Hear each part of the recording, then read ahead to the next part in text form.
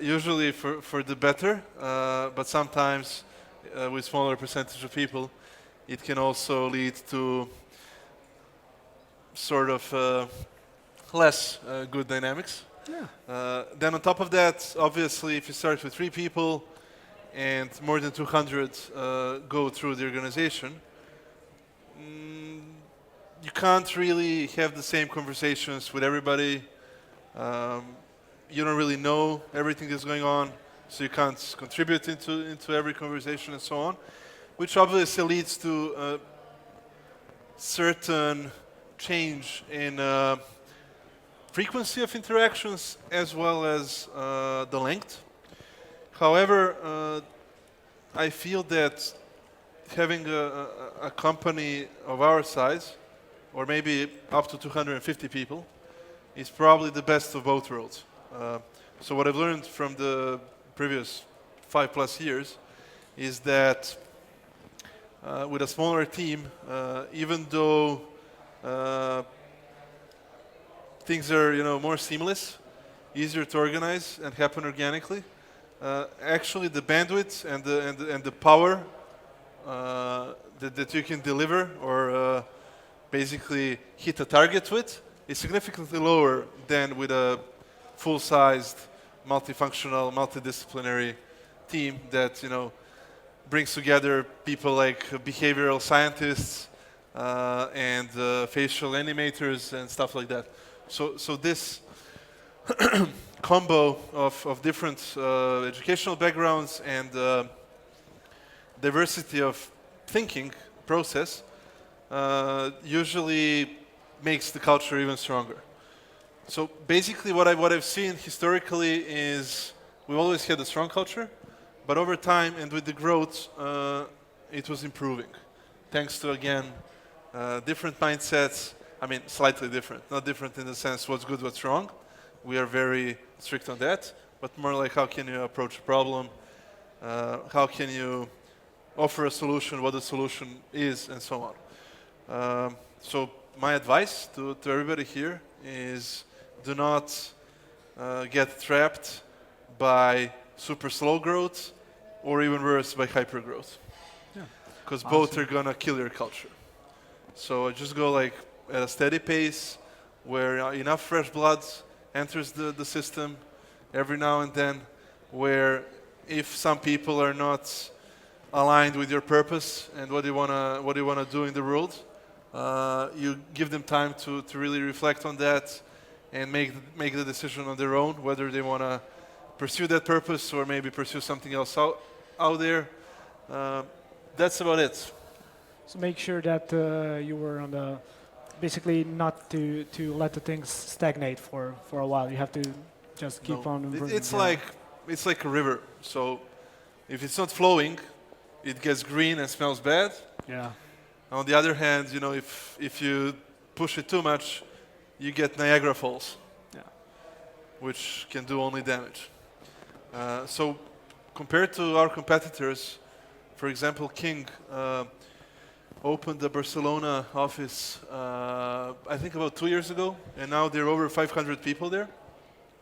And we got to 160 in 6 years.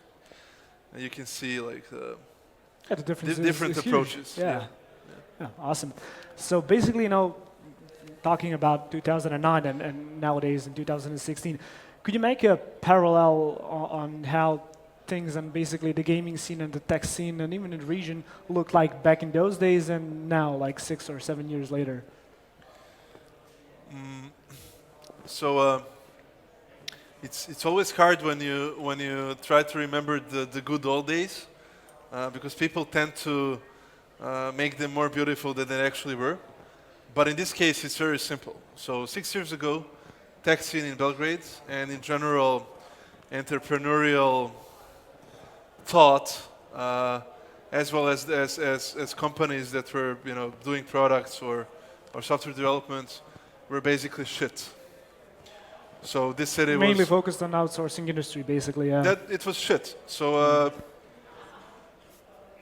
I mean, I remember I was about to graduate. Most of my classmates were already looking for jobs abroad. Then I did the same. I've left the country with 5 exams left to complete the studies. I did complete the studies because I didn't want to disappoint my father. But really, I was already like working, making money in a very, very serious, at the time, best software company in the world.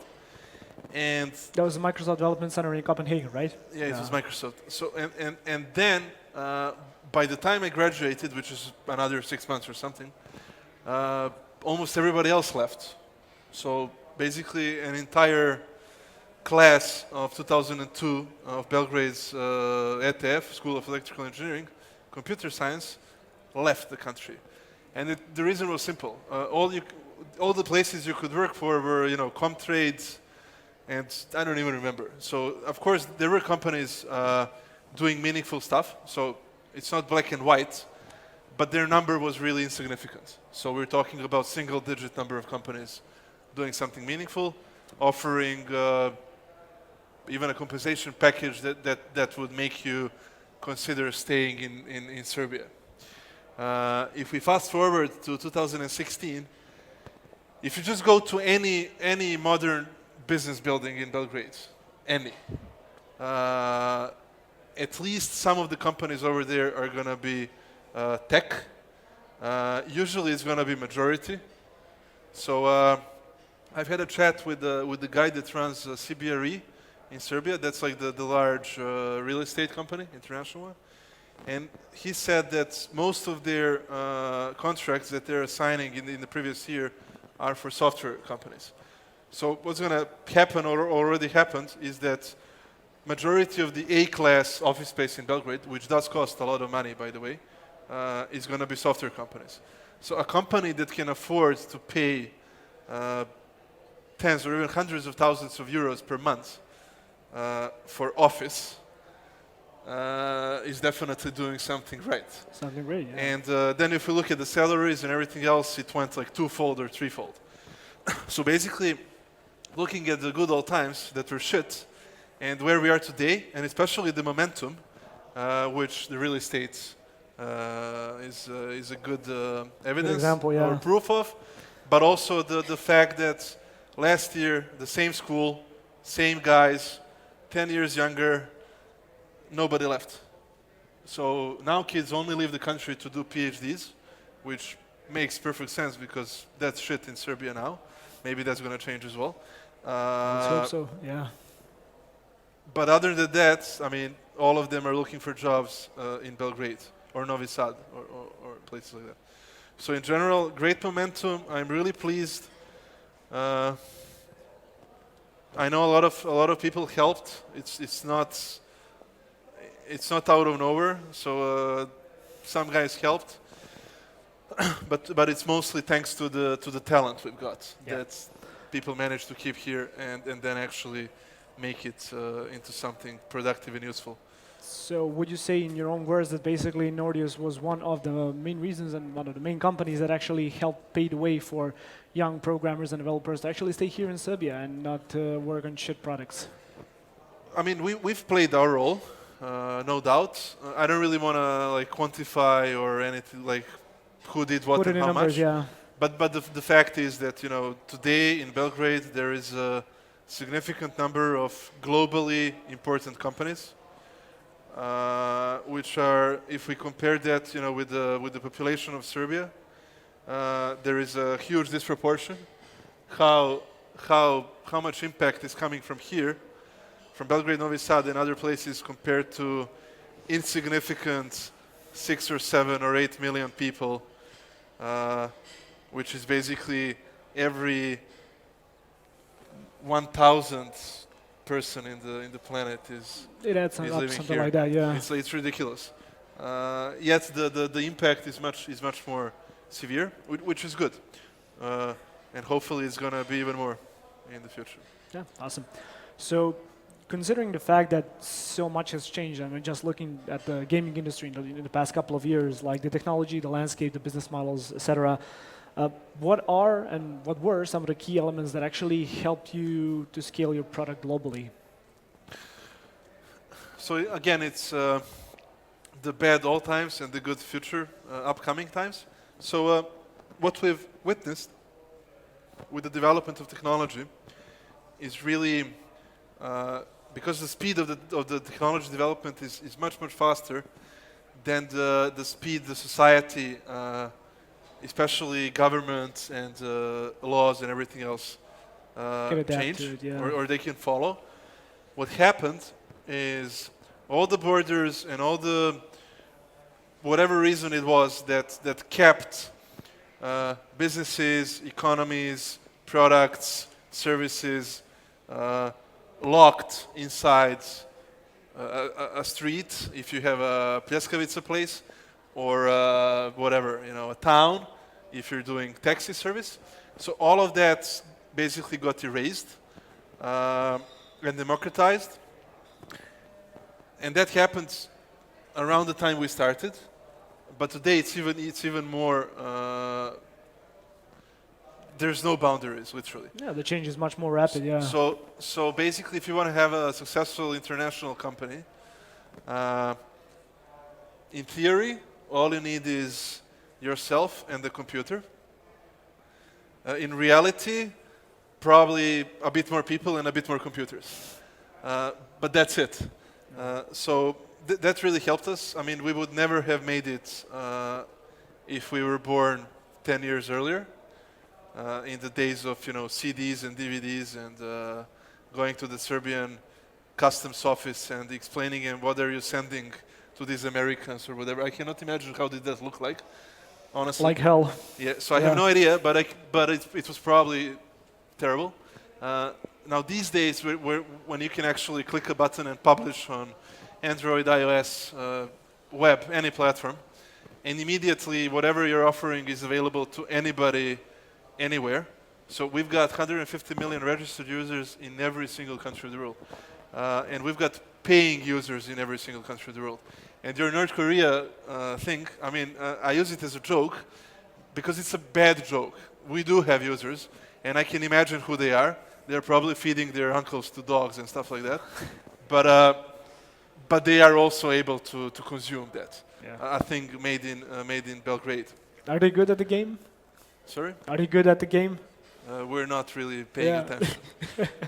Awesome. They say crazy people, you shouldn't really pay any attention to them, and then they stop expressing themselves. Anyways, back to your question. It feels like, that's the main reason why not only us, but again, many other people and companies made it, because we are able to sell our service and our products, at equal terms around the world, and then play on differentiating factors such as quality, or in some cases even low cost, but in a good way, not in a way where you're outsourcing and competing with Bangladesh, which is something that certain people on TV are very proud of.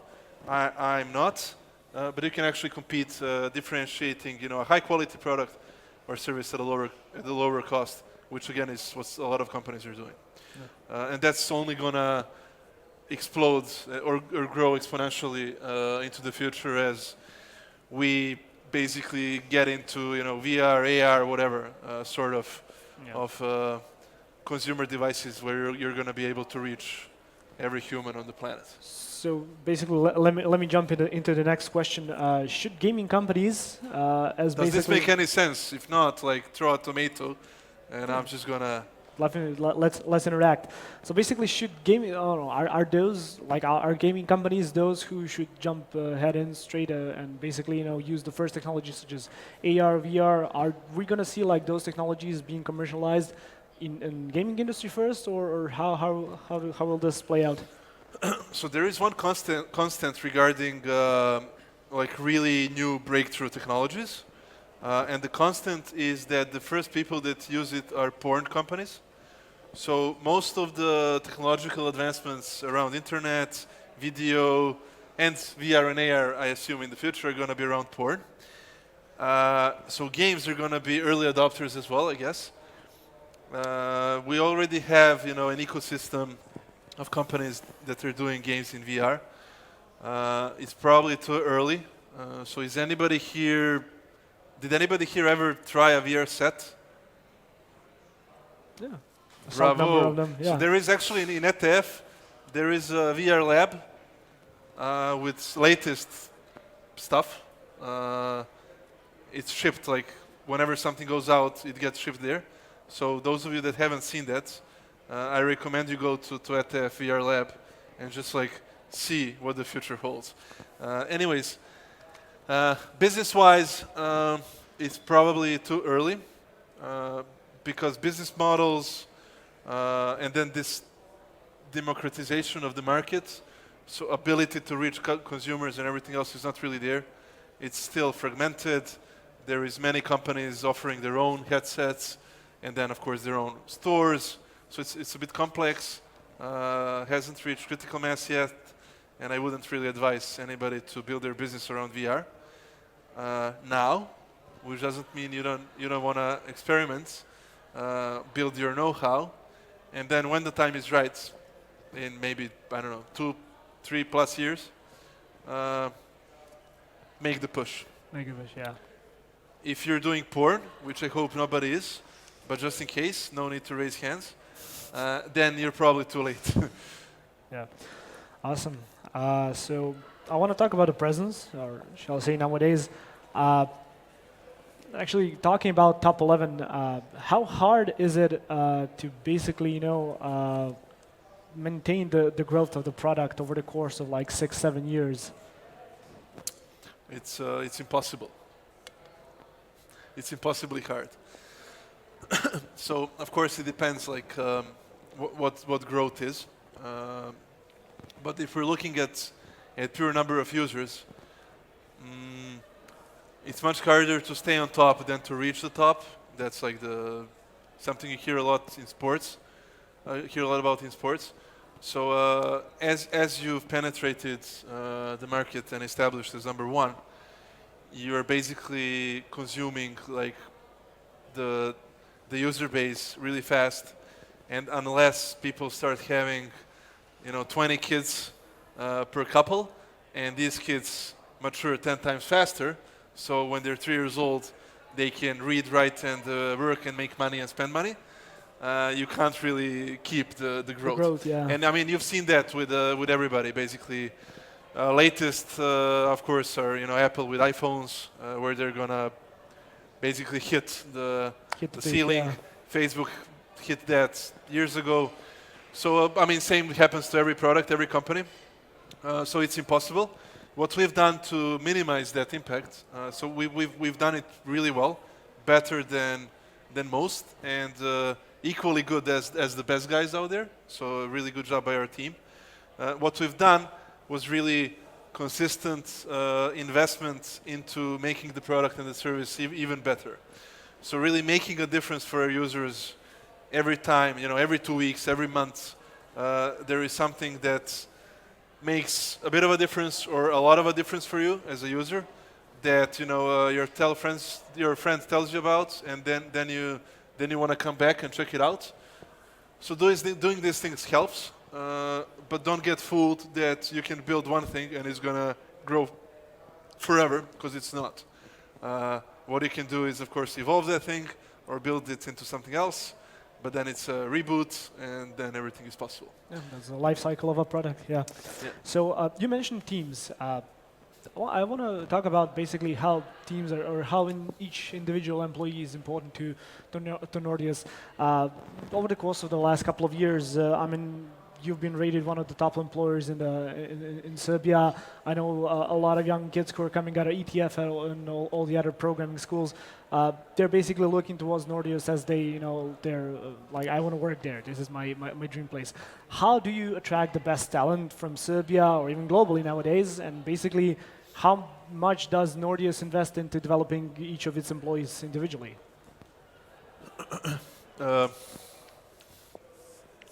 So it really depends. So as I can see here, like looking at the audience, there's some fresh graduates, maybe even still at the school, and there's people that probably have children, not grandchildren, but children. So same goes. I mean, and everybody came here because they wanted to hear something, mostly from you, I guess. A tough question, but value proposition is different for different segments of the audience. In this case, of people you want to work with. I think we're doing a really good job in making sure that all these segments find Nordeus value proposition really, really appealing. So again, for the kids coming out from school, usually it's nice looking offices, good money, No, I mean, it motivates cool them. people. Yeah. There is things that motivate them, which is something I feel everybody should be doing, not only us. And we've seen big improvements towards that, because that simply enables the brightest people we've got to start their careers in an environment which tells them you are important. Everything is the way it is because of you. Every value, yeah. Exactly. So I think it's an important message. Builds confidence, but also builds expectations. And you know that you can't really have an excuse for every single thing you don't do if other people are working really hard to make sure everything you need is given to you immediately.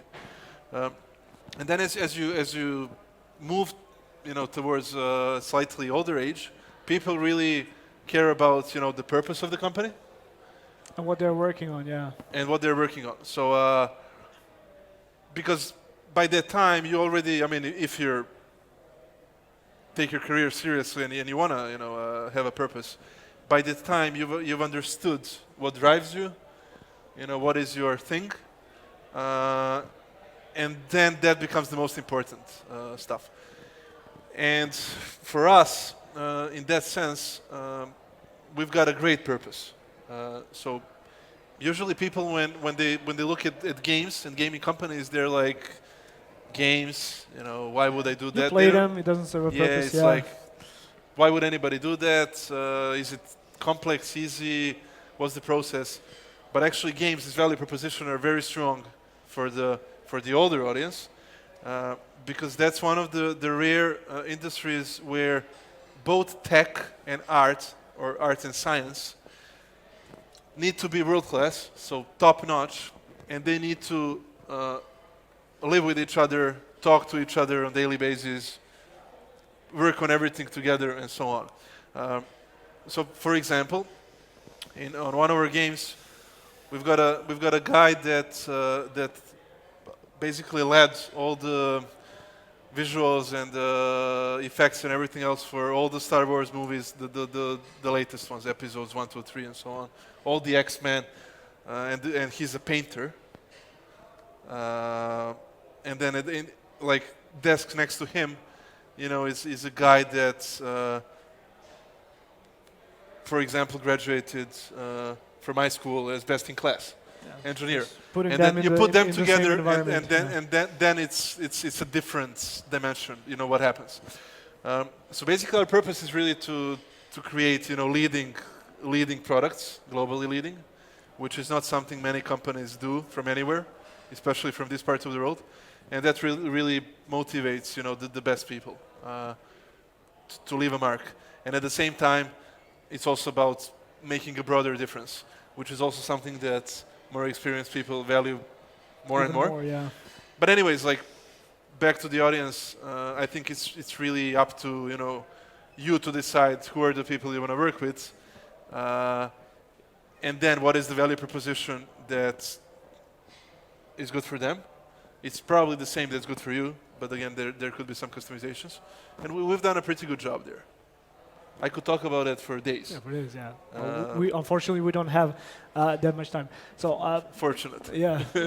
I want to talk about local talent. I mean, we've heard numbers of stories and a number of different stories where basically, everybody says like, oh yeah, we have awesome talent here. We have, developers actually know what they do. I mean, and even coming from the schools, that their knowledge, like their background knowledge, is really goes really deep. So basically, what are some of the strengths and weaknesses that you've seen from like the local guys versus somebody from like working, coming from the US or UK? So I was very lucky, and I recommend that to everybody who can do that, to start my career, or at least spend some part of your career, working in a company where in my group, which is maybe 300 people, we've had 44 nationalities.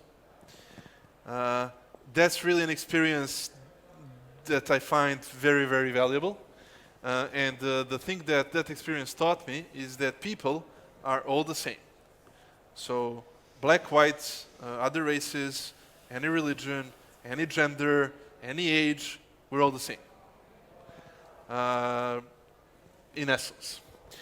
And I mean, that goes for of course, people in Serbia as well. So there is, certain percentage of people that are talented for engineering, other percentage for arts, and so on. Some can sing, and so on. What's different here is the system.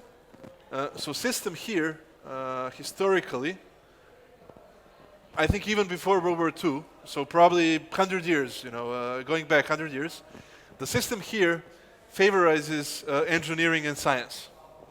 So when I was a kid, the smartest people I knew, they were engineers. Nobody ever said, oh, look at this businessman, he's super smart. And it didn't change much. So actually, the word businessman in Serbian newspaper usually means something very sketchy, ugly, stupid, with very troubled values as a human being, right?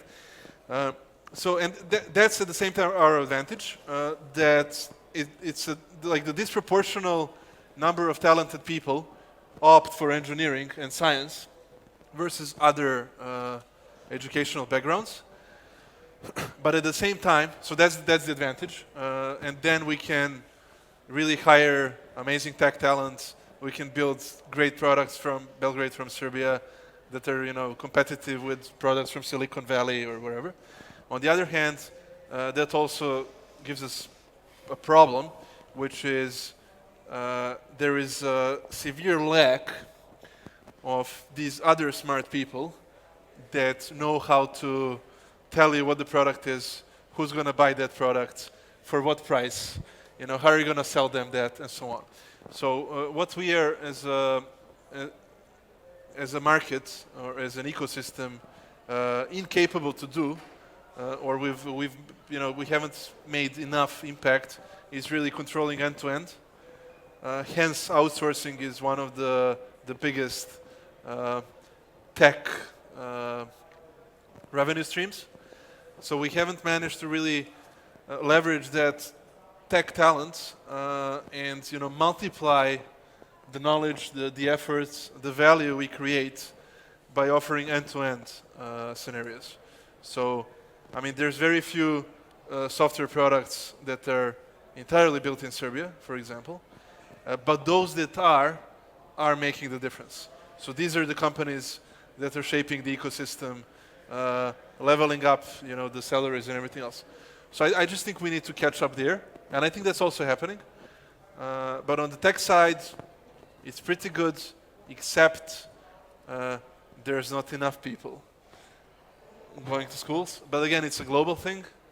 Any country of the world you go to, everybody's going to be like, we need more engineers, we need more developers. I just think that in other places, actually, they've maxed out the talent pool. So government, schools, everybody else, they've done like all they could to maximize that output. And here, it's not really the case. Yeah. Which is a problem, but on the other hand, it's also an opportunity to do something about it and actually, get, I don't know, double or triple number of high quality professionals within certain areas. Yeah, awesome. So basically, as I mentioned before, you now employ over 160 people with offices in Belgrade, Dublin, and London. That's right? Yeah. So awesome. one of the main reasons that I wanted to ask you this question is why did you guys, I mean, like even, you know, top 11 kind of managed to be a profitable product early on, but you guys still decided to stay here in Belgrade and to actually, you know, develop the whole product and build your marketing team and everything here from the Belgrade HQ. Why do you guys do that? Like, why haven't you gone abroad and moved your company and you actually decided to stay here? So let me quote, there's multiple reasons, I'll get to that, but I'll start by quoting a foreigner who runs a very large company in Serbia, in Belgrade. And the quote is, whoever has a great job and makes decent money in Belgrade is fucking stupid to move anywhere else. Coming from anyways, a guy who is not from anywhere near here. So, I mean, that aside, we believe in work-life balance a lot as individuals, myself and the founding team, and also as a company. You know, in order to make a sacrifice, which I've already made once, to move abroad and live there, in order to make the sacrifice again, there would have to be, you know, a significant reward, followed by a plan to bring me back. Okay? Yeah. So it's individual. I know a lot of people are like, I can't wait to leave the country. That's okay, it's individual. Yeah, but eventually they are coming back, yeah. It's individual. But for me, and you know, for the people that started this with me, this was the only option. Fortunately, there isn't really any rewards that, you know, they can give you anywhere else, because it's really up to you and what you do, and you know, who are the people you work with, and how willing you are to make that extra effort to push the envelope and win. And again, it's the same across the globe. So there wasn't really any reason for us to go anywhere. Literally no reason. There is pros and cons, obviously. So if you're in place A, these things are good, these things are not. If you're in place B, maybe it's the opposite, maybe it's a mix. So I'm not saying, you know, everything is ideal and perfect here, but it felt like it's the best place we should be at. And there were also a few surprises down the road. So one surprise for me was actually something I talked about previously. The number of people that are not engineers, they're not mathematicians, they actually went for other things, business, marketing, art. Yeah. And they're fucking amazing. Like, extremely smart, well-spoken, educated, best at what they do. So then I discovered another part of, you know, this country and this city, which is amazing people that are not engineers. And then you put all these people together, they create the best football game in the world. From, interestingly, the only European game that competes globally. So our main competitors on top 11 are PES, which everybody here played, the console version. So they've got mobile game and the web game, of course. That's Japanese. And the other one is FIFA from Vancouver, Canada. So nowhere else in Europe anybody managed to like bring in together people that, you know, with different skill sets that are of high enough quality to compete with Japanese and Canadian/Americans in building a soccer game. That being said, I mean, that's one of the positive surprises. There's many more, of course, but the talent side was probably the biggest one. So long story short, anybody we needed was already here. Now as we scale up, of course, you start looking for some relatively obscure, very narrow professions, which, I mean, our economy doesn't really need, hence you can't find them. But other than that, I mean, everybody you need is probably in the, you know, 200 kilometers radius. Anybody you want to reach, you know, can be reached with a click of a mouse. So you don't need to be in San Francisco and sell your app on the streets and stuff like that. So literally there's no reasons not to be here. And there is way too many reasons to be here. So that was it. Awesome. So does that make sense? it does, yeah. Okay. So basically, no, talking about the Serbian startup ecosystem, I mean, I know even that later today we have a big event from Started. You've been one of the main companies which is basically leading the entrepreneurial spirit and kind of motivating and saying, yes, you can do it to all the young entrepreneurs who are just now getting started. But where do you actually see Serbian startup ecosystem in the future? So being an engineer myself, I really like, what happens when you basically extrapolate the current curve. So current curve is very, very positive. It's almost a hockey stick. Usually, it doesn't really end that great, but the momentum continues and things get better. So I believe that's what's going to happen.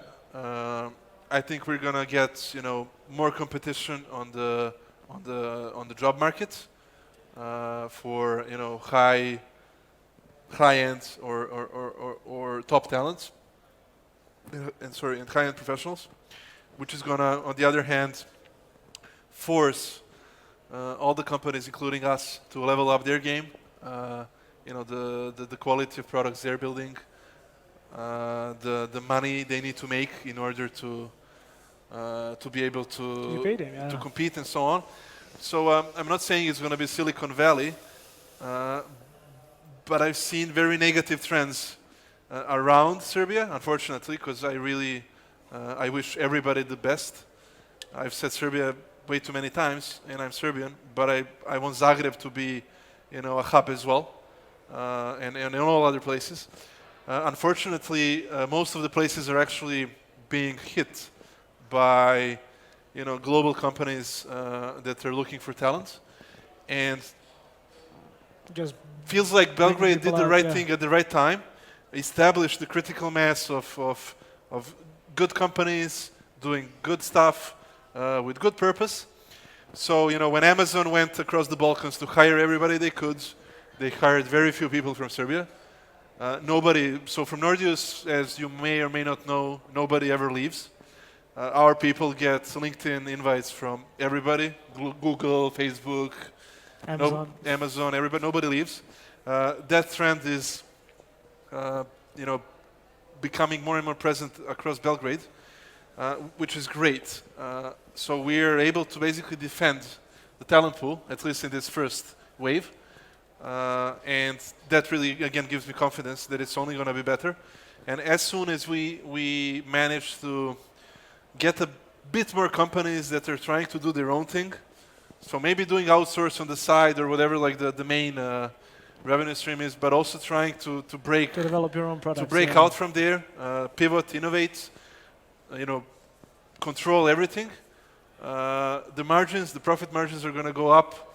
The industry is going to become more profitable.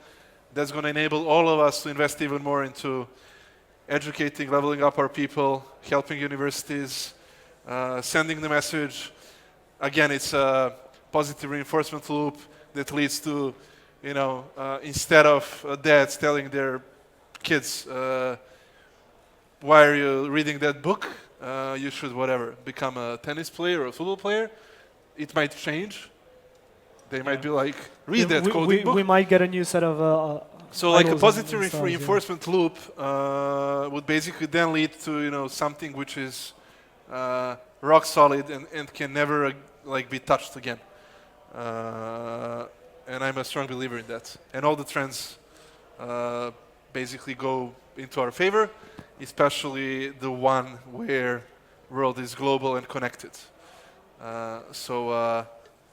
Living in Belgrade and making a Western Europe or US salary is a value proposition that works really well, both for college hires as well as grandpas. So I think it's a big chance. Yeah. Does that make sense? Yeah. So talking about the ecosystem, how can we as the community actually, help educate the next generation of entrepreneurs, and what is Nordeus' part in this process? I mean, it's already happening. It's not like there's already quite a few NGOs or different organizations that are helping grow the entrepreneurial ecosystem. helping people understand, what are the skills they need for the job market of tomorrow and so on. So it's all kind of happening. I just think everybody should,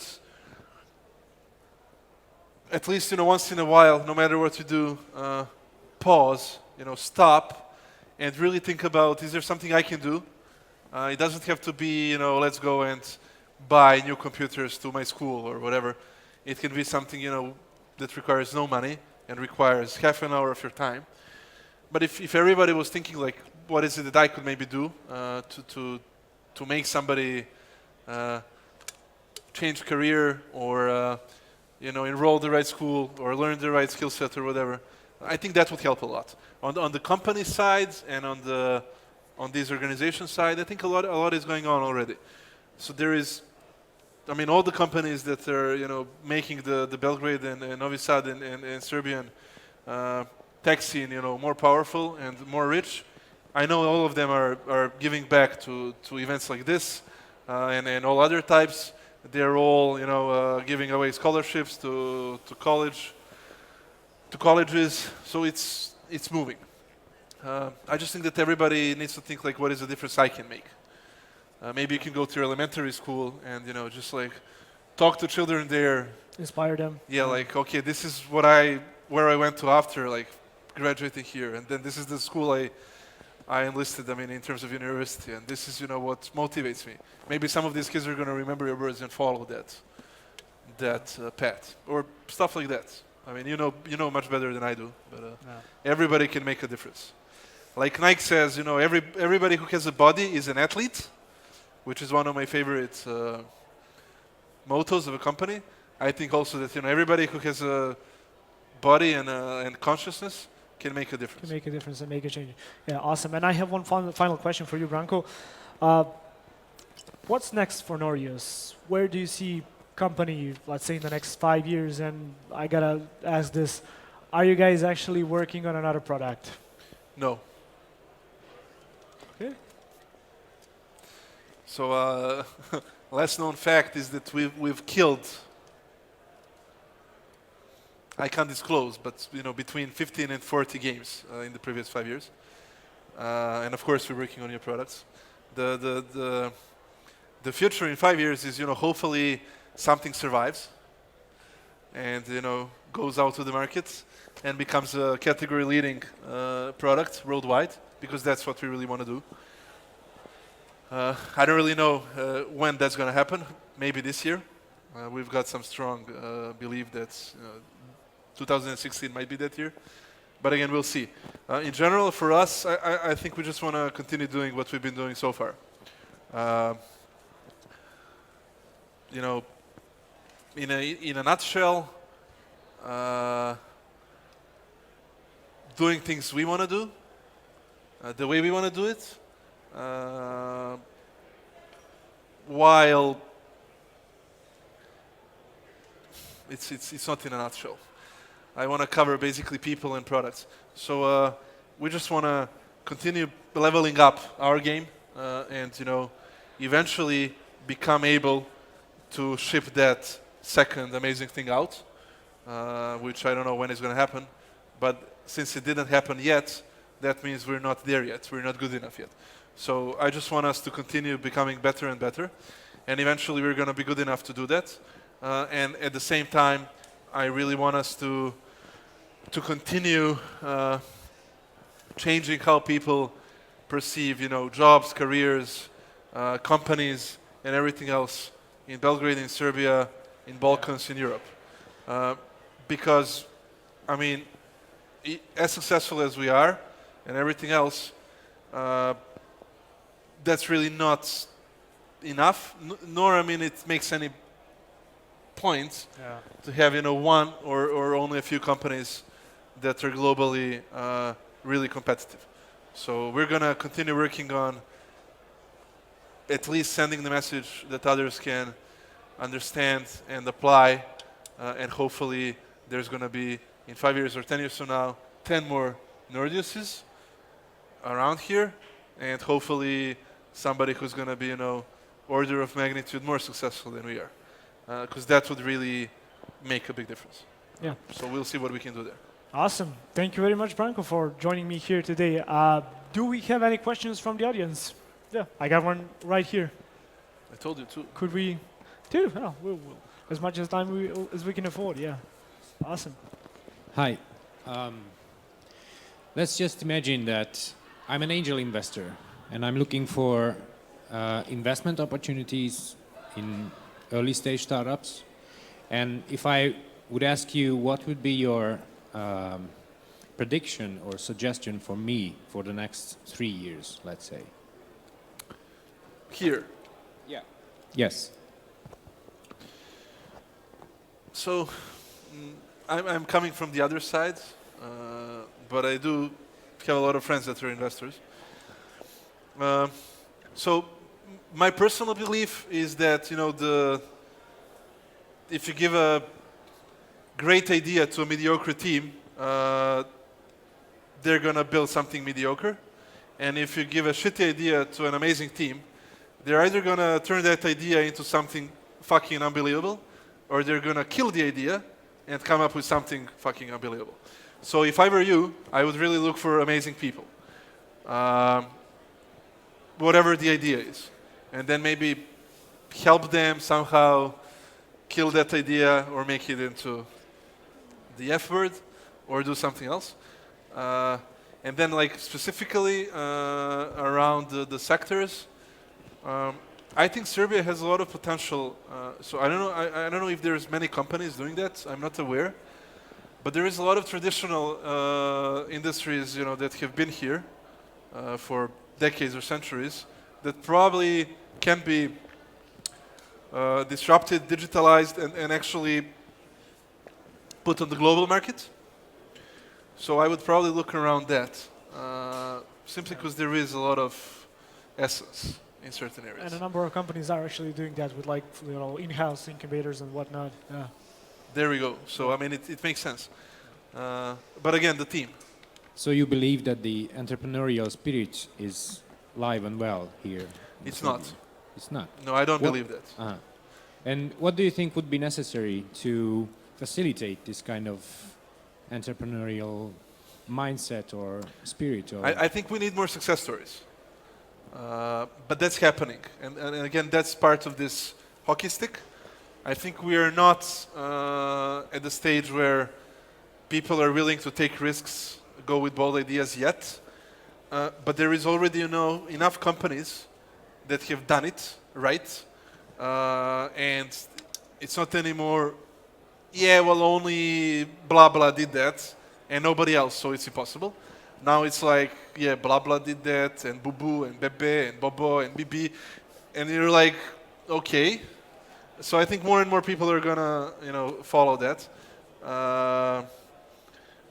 and then we're gonna reach, the point where, making a difference as an entrepreneur is not something people look at, with disrespect and call you a fool, which is how I was called when I left Microsoft to return to Belgrade and do a startup. A start what? Are you fucking crazy? What are you doing with your life? Weren't you paid blah blah money over there? And so on. So I think that's changing already. And as soon as we've got a few more lighthouses, it's going to become more and more common.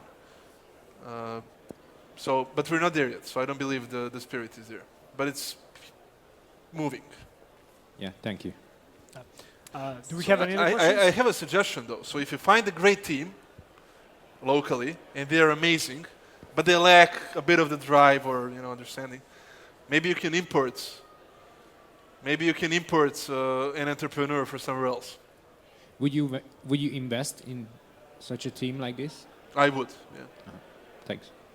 Hi, I have a question. A couple of years ago, you opened an office in Skopje, and after a year and a half, you closed it. So what's happened? You didn't predict the market, or what's happened for closing that fast for a year?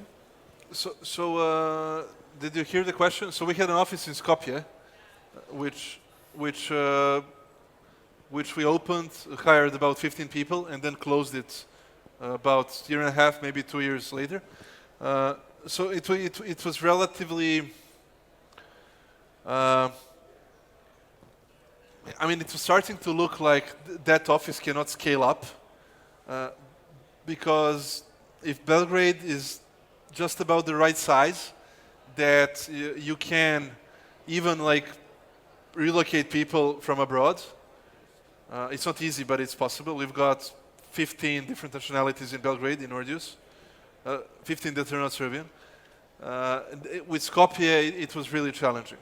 So overall, like the talent pool and then the relocation were going really slow and very hard, which I mean led to the situation where an amazing team, engineering team, so they were stellar, like simply amazing. They could not get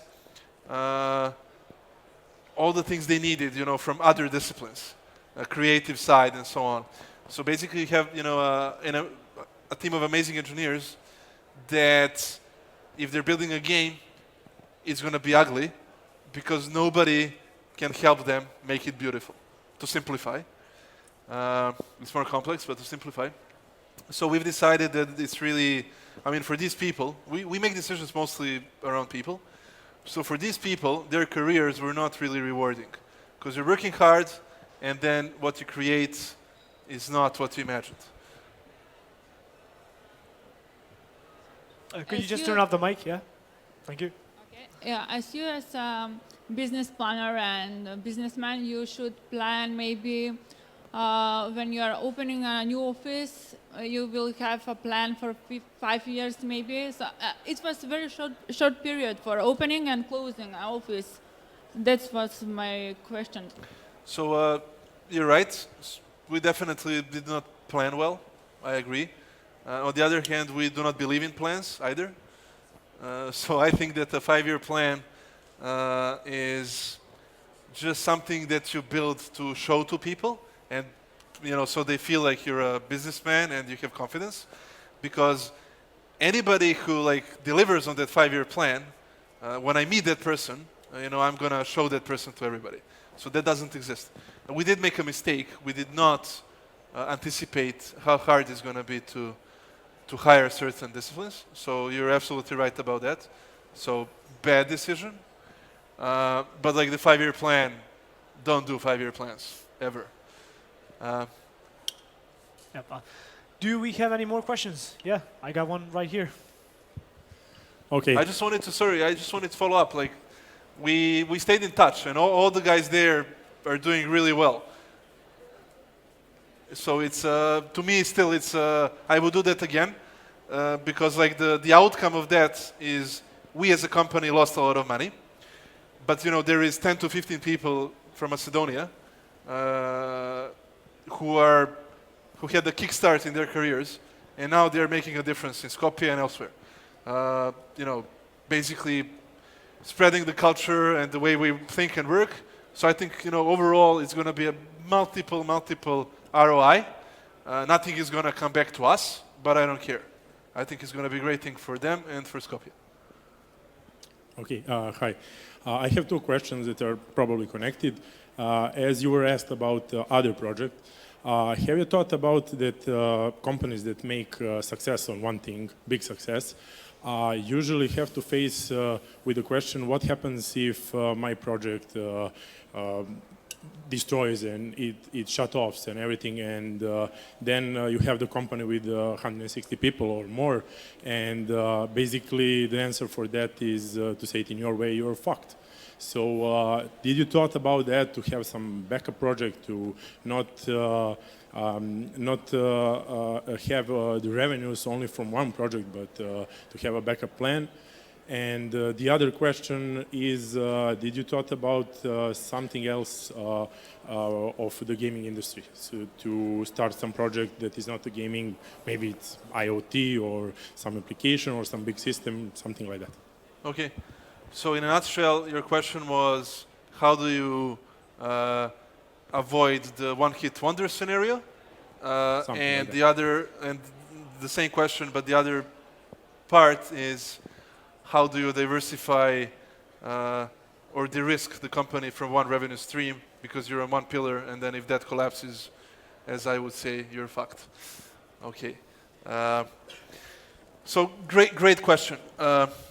So being a businessman, I believe in focus. And I believe in, will to make a difference. So if I was ever afraid we're going to fail with something, I would never start the company. And I can tell you, we as a company are never going to fail. Ever. No fucking chance. As a matter of fact, if we did release some of the games we killed, we would have another revenue stream. And we would diversify. But these would be slightly above average products, which make some money, meaningful money in this market, but they are not what we aspire to be as a company. So the game we're going to release, when that happens, is going to be a category-leading game globally. That's part of the focus. So we're really focused and determined to do that. The other part of the focus is what do you do? So I again strongly believe that the more you focus on doing one thing and getting better at doing that thing, the higher are your chances of actually doing it right. So currently, we are not doing our job right. Because if we were, to like the extent we imagined we should be doing that. Because if we were, we would be shipping, a globally leading hit game every year, 2 years, something like that. That's the cycle. We haven't done that, so we're not doing our job right. But we believe that in order to do our job right, we should focus on that job and, learn, improve, fail, learn, improve, fail until it's good enough.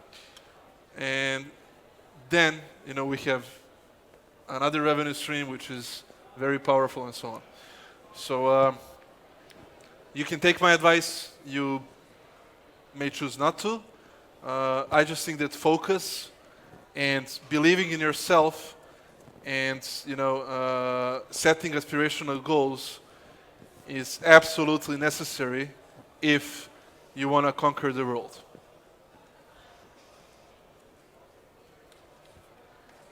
From Belgrade. Awesome. That's it. I guess we don't have any more time. So Branko, thank you once again for joining me here today. Let's give a round of applause. Thanks, Marco. Thanks, everybody. Thanks for the questions.